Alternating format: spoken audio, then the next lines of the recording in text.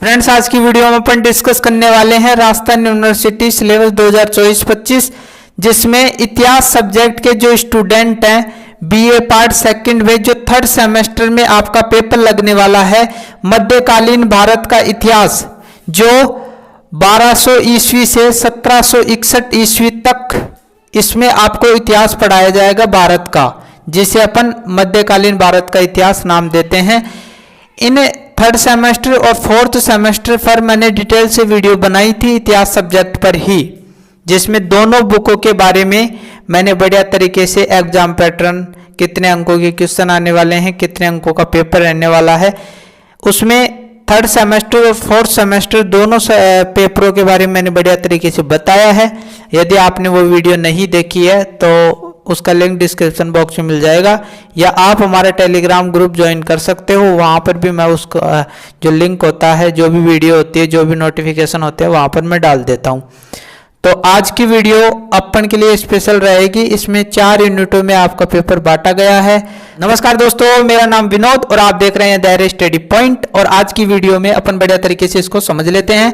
इस सिलेबस को समझने से पहले, क्योंकि ये सिलेबस तभी समझ में आएगा जब आप 1 मिनट के लिए बढ़िया तरीके से मैं जो समझा रहा हूं वो यदि आप बढ़िया तरीके से समझ लेते हो तो ये पूरा का पूरा सिलेबस आपको बढ़िया तरीके से समझ में आ जाएगा और बहुत सारी चीजें और आपको पढ़ने का मजा भी आएगा। तो देखो, इतिहास को 3 भागों में बांटा गया है, ठीक है। यहां से इतिहास शुरू होता है और आगे बढ़ता है इतिहास, और फिर आगे बढ़ता है इतिहास, ठीक है, यहां तक, और फिर यहां तक आगे बढ़ता है, ठीक है। ये जो हिस्सा है वो इतिहास की शुरुआत होती है यहां से। इसके बाद में कहां तक चलता है? 1200 से या 1206 के बीच में आप मान सकते हो, ठीक है। और फिर 1761 तक, और फिर ये वर्तमान आप मान सकते हो, ठीक है, वर्तमान तक का इतिहास, ठीक है। तो ये जो इतिहास है वो प्राचीन भारत का इतिहास के नाम से जाना जाता है, जो शुरू से लेकर 1200 ईस्वी तक का इतिहास इसमें आपको पढ़ने को मिलता है। और आपने फर्स्ट सेमेस्टर में इसको पढ़ा होगा, प्राचीन भारत का इतिहास, ठीक है। अब आपको क्या पढ़ाया जा रहा है? इसके बीच का इतिहास आपको पढ़ाया जा रहा है, जिसे क्या बोलते हैं?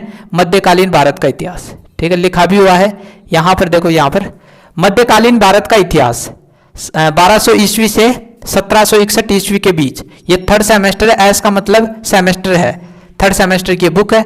तो इसके बीच में आपको मध्यकालीन भारत का इतिहास आपको पढ़ना पड़ेगा, और इसके बाद में आधुनिक भारत का इतिहास आ जाता है। तो इसके बीच में आपको क्या क्या पढ़ना है तो उसको एक बार समझ लो, फिर ये पूरा का पूरा सिलेबस आपको बढ़िया तरीके से समझ में आ जाएगा। तो यहां पर आपको पढ़ना पड़ेगा दिल्ली सल्तनत, ठीक है। ये कब से कब तक रहने वाली है? 1206 से 1526 तक, ठीक है। और एक वंश और आपको पढ़ना पड़ेगा। फिर आपका जैसे ही ये दिल्ली सल्तनत समाप्त होगी, यानी कुतुबुद्दीन ऐबक ने 1206 को दिल्ली सल्तनत की स्थापना की थी, और आपके जो दिल्ली वर्तमान में देखते हो वहां पर अपना राज जो है कायम किया था, अपनी सत्ता स्थापित की थी।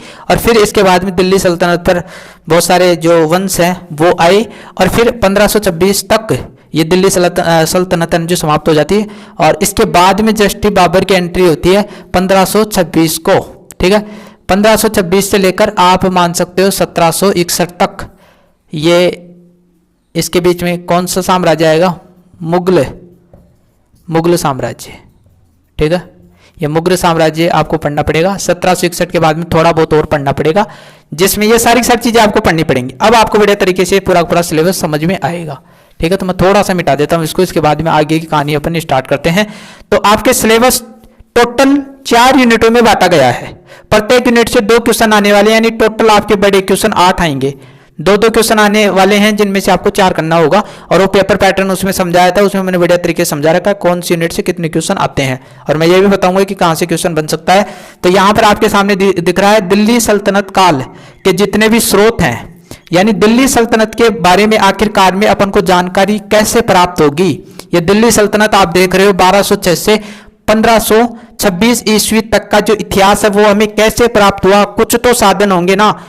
यदि ये स्रोत नहीं होते तो हम ये सारी चीजें नहीं पढ़ रहे होते, दिल्ली सल्तनत नहीं पढ़ रहे होते। तो इसमें आप जैसे जिस प्रकार आपने प्राचीन भारत का इतिहास यहां पर पढ़ा था, तो प्राचीन भारत के इतिहास के जो स्रोत हैं वो आपको पढ़ने पड़े थे ना। उस प्राचीन भारत के इतिहास के स्रोत जब पढ़े तभी आपको प्राचीन भारत का इतिहास जानने को मिला। यदि वो स्रोत नहीं होते तो फिर जान ही नहीं पाते। उसी प्रकार आपको यदि दिल्ली सल्तनत के बारे में जानना है तो इसके सिक्के पढ़ने पड़ेंगे, जो पुरातात्विक स्रोत होते हैं, सिक्के होते हैं।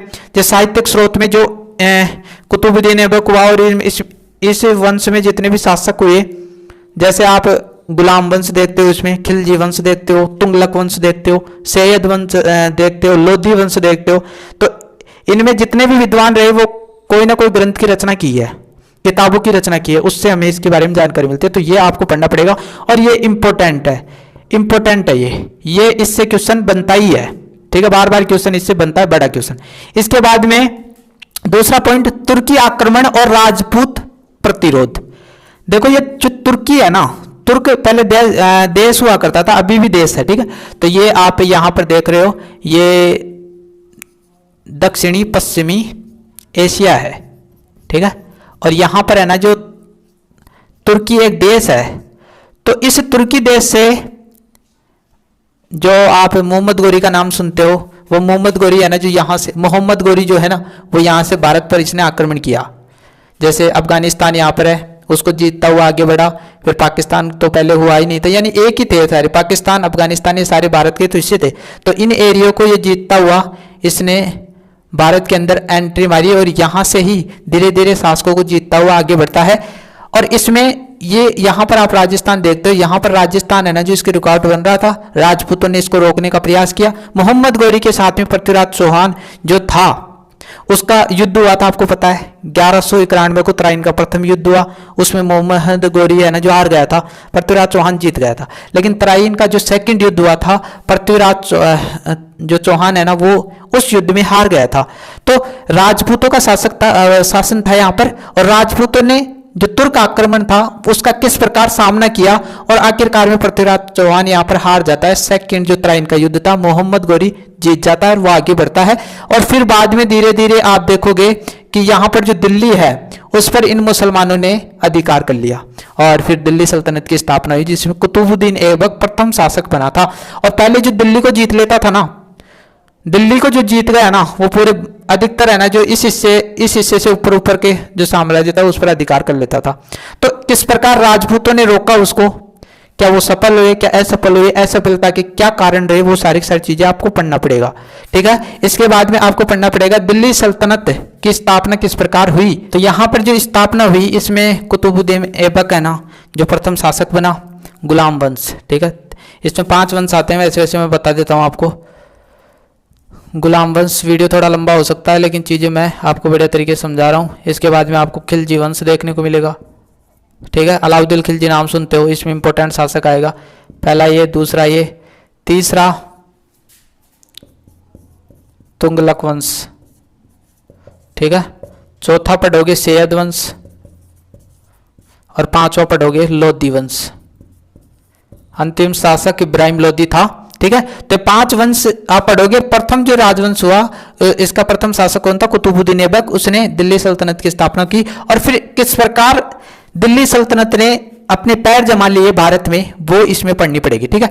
इसके बाद में आगे बढ़ते हैं। देखो खिलजी साम्राज्यवाद, यानी खिलजी वंश है ना, ये देखो यहाँ पर ये खिलजी वंश, इसके बाद में जस्ट आएगा खिलजी वंश, इसमें अलाउद्दीन खिलजी आता है। तो अलाउद्दीन खिलजी ने का जो साम्राज्य रहा खिलजी वंश, उसने किस प्रकार साम्राज्य को मजबूत किया। उसके बाद में देखो ये तुगलक वंश आएगा यहाँ पर, तुगलक नवाचार, यानी इसके अंदर एक शासक सुनते हो मोहम्मद बिन तुगलक, वो सबसे शक्तिशाली शासक था तुगलक वंश में। तो क्या क्या चीजें की वो आ जाएगा। तो देखो किस प्रकार आपको बढ़िया तरीके से समझ में आ रहा होगा। इसके बाद में देखो इसमें से 2 क्वेश्चन उठेंगे, और 2 क्वेश्चन, एक क्वेश्चन इसमें से बन सकता है, और बाकी है ना जो अलाउद्दीन खिलजी से बनता है, तुगलक जो मोहम्मद बिन तुगलक से एक क्वेश्चन बन सकता है।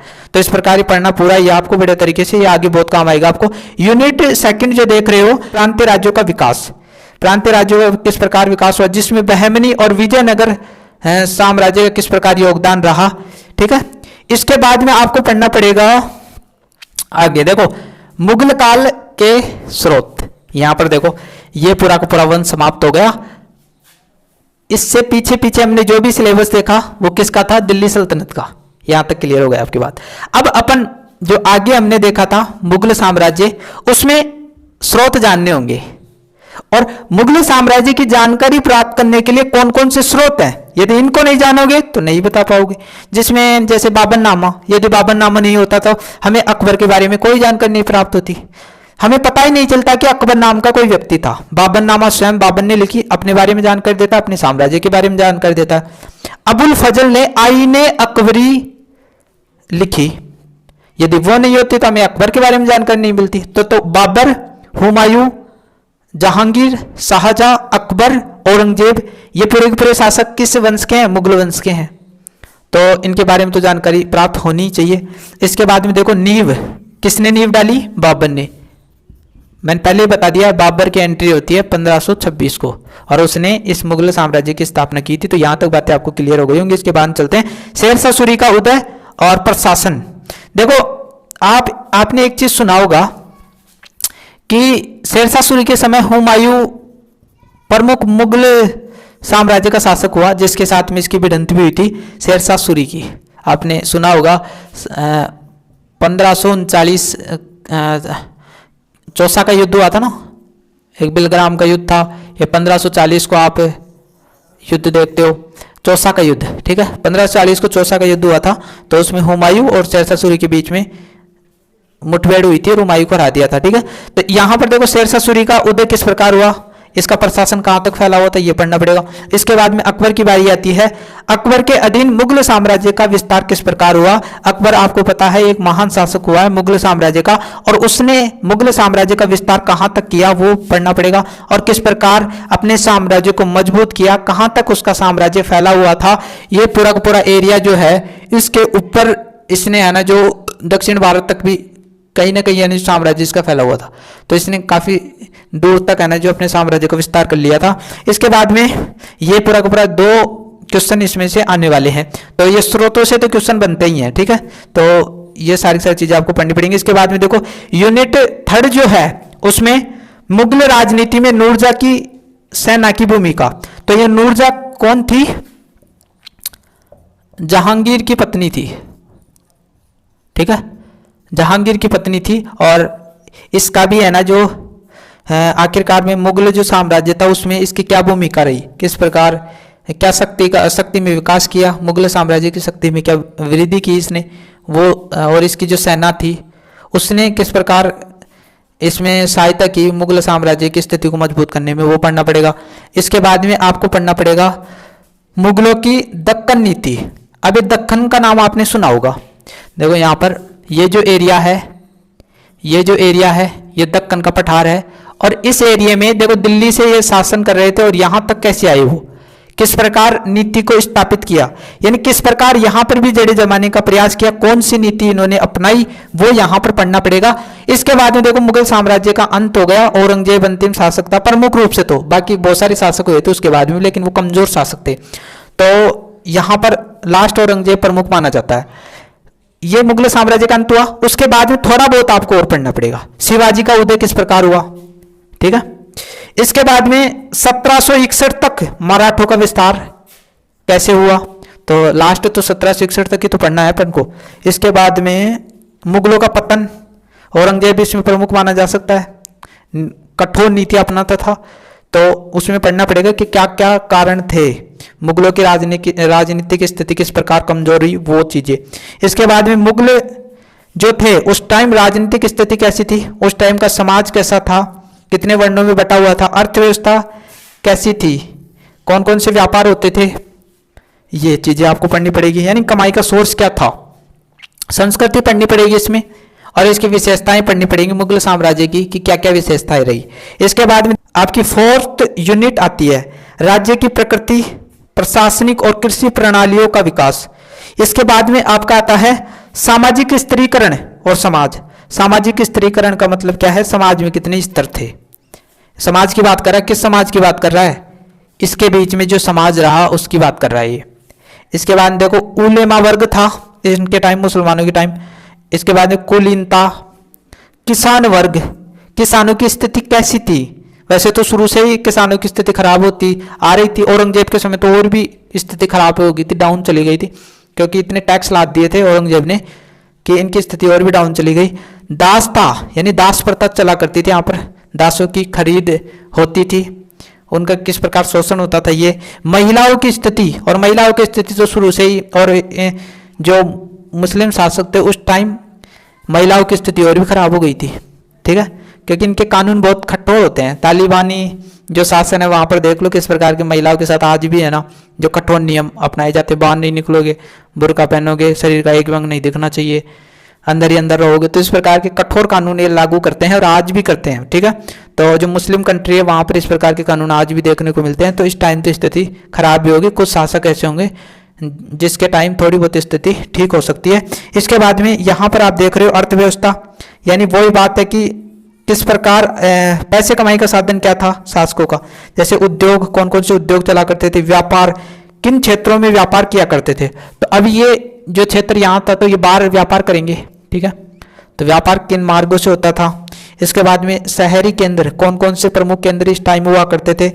इसके बाद में आपको पढ़ना पड़ेगा भक्ति आंदोलन, इंपॉर्टेंट है। सूफीवाद, कला क्या थी, वास्तुकला, यानी इस टाइम जो किले हुआ करते थे उनकी डिजाइन क्या थी, राजा जहाँ पर रहता था वहाँ पर राजप्रसाद किस प्रकार बनाया जाता था। दिल्ली का लाल किला देख लो किस प्रकार बनावट है उसकी, आज भी वो है ना सुरक्षित है। बहुत सारे किले आप देखोगे वैसे कि वैसे सुरक्षित है।